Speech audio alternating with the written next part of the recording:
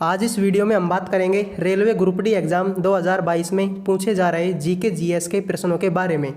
इन प्रश्नों को देखकर आप ये अंदाज़ा लगा सकते हैं कि पेपर का लेवल कैसा है और आने वाली शिफ्टों में पेपर का लेवल कैसा रह सकता है।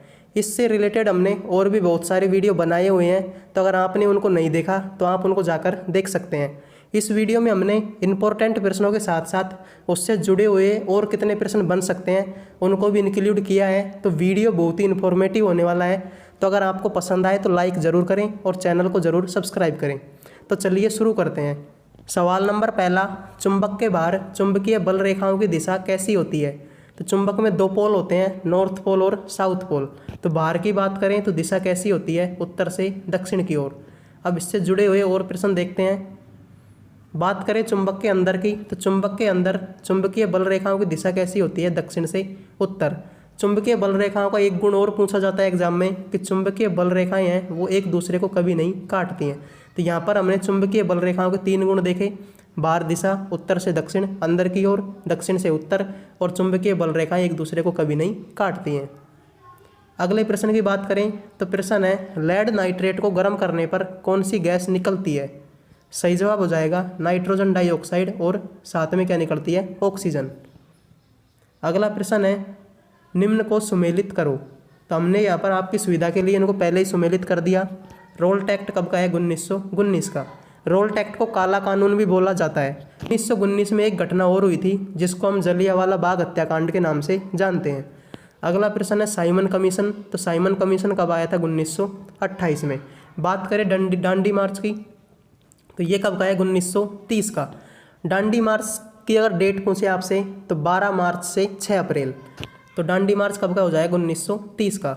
अगला है क्रिप्स मिशन। क्रिप्स मिशन कब का है? 1942 का। 1942 में और काम क्या क्या हुए थे?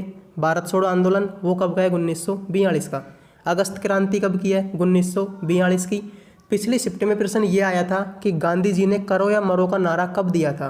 तो गांधी जी ने करो या मरो का नारा कब दिया था? भारत छोड़ो आंदोलन के समय, और वो कब हुआ था? 1942 में। आगे बात करें तो प्रश्न है, संविधान सभा के लिए सबसे पहले सुझाव किसने दिया?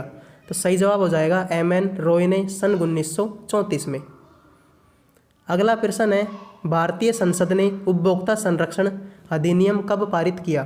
तो भारतीय संरक्षण ने यह अधिनियम कब पारित किया था? सन 1986 में। अब उपभोक्ता संरक्षण अधिनियम से दो प्रश्न और आते हैं कि विश्व उपभोक्ता अधिकार दिवस कब का है? 15 मार्च का। साथ ही साथ राष्ट्रीय उपभोक्ता अधिकार दिवस कब का है? 24 दिसंबर का। तो इन प्रश्नों को भी आप जरूर पढ़िए। अगला प्रश्न है, वर्ल्ड कप में सबसे ज़्यादा विकेट लेने वाली महिला कौन है? तो वर्ल्ड कप में सबसे ज़्यादा विकेट लेने वाली महिला कौन है? झूलन गोस्वामी।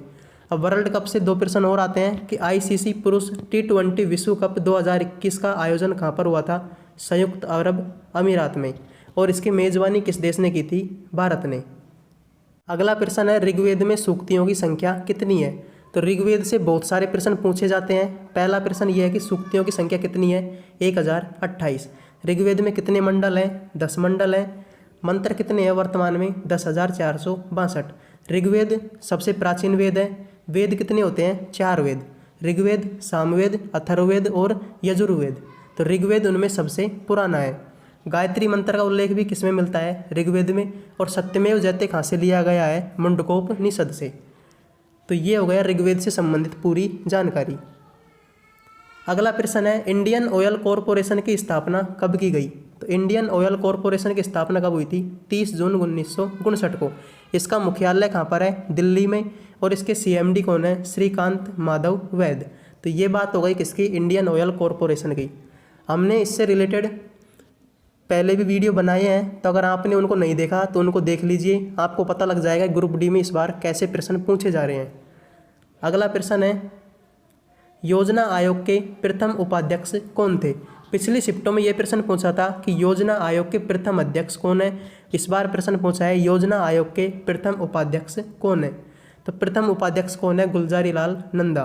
प्रथम अध्यक्ष की बात करें तो जवाहरलाल नेहरू, और वर्तमान अध्यक्ष की बात करें तो नरेंद्र मोदी।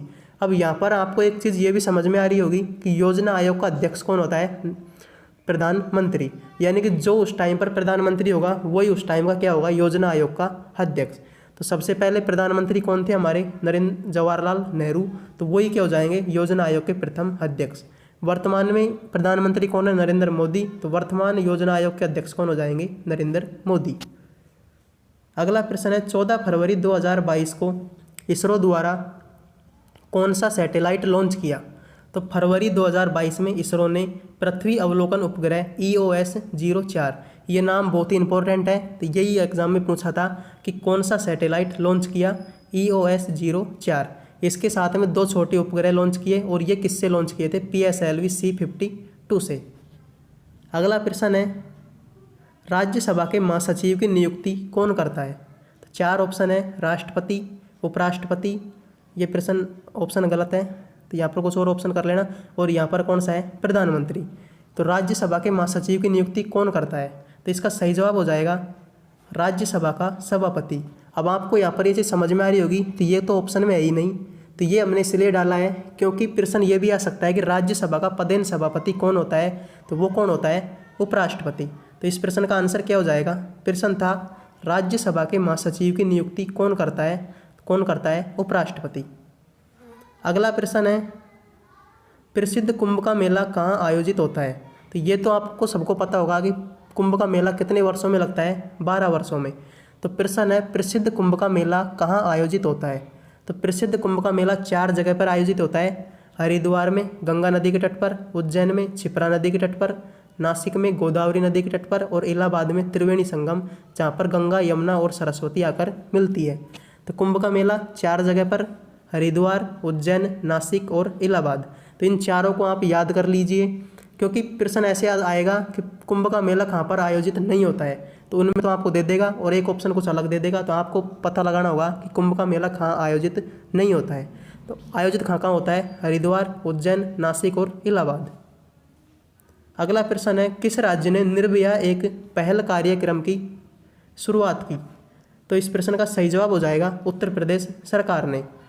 उत्तर प्रदेश की बात करें तो यहाँ के मुख्यमंत्री कौन है? योगी आदित्यनाथ। और राज्यपाल की बात करें तो कौन है? आनंदीबेन पटेल। अगला प्रश्न है अगस्त 2022 में फोर्ब्स द्वारा जारी आंकड़ों के अनुसार तीसरी सबसे ज़्यादा बोली जाने वाली भाषा कौन सी है? तो तीसरी सबसे ज़्यादा बोली जाने वाली भाषा कौन सी है? हिंदी।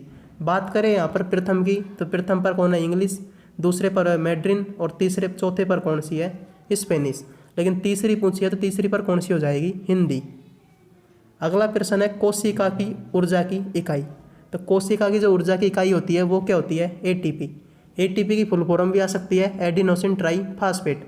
बात करते हैं पिछले शिफ्टों में क्या क्या प्रश्न पूछे गए थे। तो कोशिका का पावर हाउस बोलते हैं माइटोकॉन्ड्रिया को। कोशिका की खोज किसने की थी? रॉबर्ट हुक ने। और केंद्रक की खोज किसने की थी? रॉबर्ट ब्राउन ने। तो ये प्रश्न है किससे संबंधित? कोशिका से। अगला प्रश्न है प्रमुख अम्लों से। तो प्रमुख अम्ल कौन कौन से हैं और वो किस में पाए जाते हैं, उनके बारे में बात करते हैं। सिरका में कौन सा अम्ल पाया जाता है? एसिटिक अम्ल। नींबू में साइट्रिक अम्ल। ये प्रश्न KBC में भी पूछा गया था कि आंवले में कौन सा अम्ल पाया जाता है? तो जो खट्टी चीज़ें होती हैं उसमें कौन सा अम्ल पाया जाता है? साइट्रिक अम्ल। सेव में कौन सा अम्ल पाया जाता है? मैलिक अम्ल। दूध में कौन सा अम्ल पाया जाता है? लैक्टिक अम्ल। आगे बात करते हैं तो अम्लों का राजा किसे बोलते हैं? सल्फ्यूरिक अम्ल को। और सल्फ्यूरिक अम्ल का उपयोग कहाँ पर होता है? कार की बैटरियों में। अगला प्रश्न है साहित्य में नोबेल पुरस्कार पाने वाले प्रथम भारतीय कौन थे? तो रविंद्रनाथ टैगोर, और इनको इनकी रचना गीतांजलि के लिए मिला था। अगला प्रश्न है अमृता देवी बिश्नोई ने किन पेड़ों की रक्षा के लिए अपना बलिदान दिया? तो खेजड़ी के वृक्षों के लिए दिया। अब बात करते हैं खेजड़ी की, तो राजस्थान का जो राजकीय वृक्ष है वो भी क्या है? खेजड़ी। खेजड़ली गांव की बात करें तो ये कहाँ पर पड़ता है? जोधपुर, राजस्थान में। अगला प्रश्न है विश्व का सबसे बड़ा नदी द्वीप कौन सा है? तो सही जवाब हो जाएगा माजुली नदी द्वीप, और ये कहाँ पर है? असम में।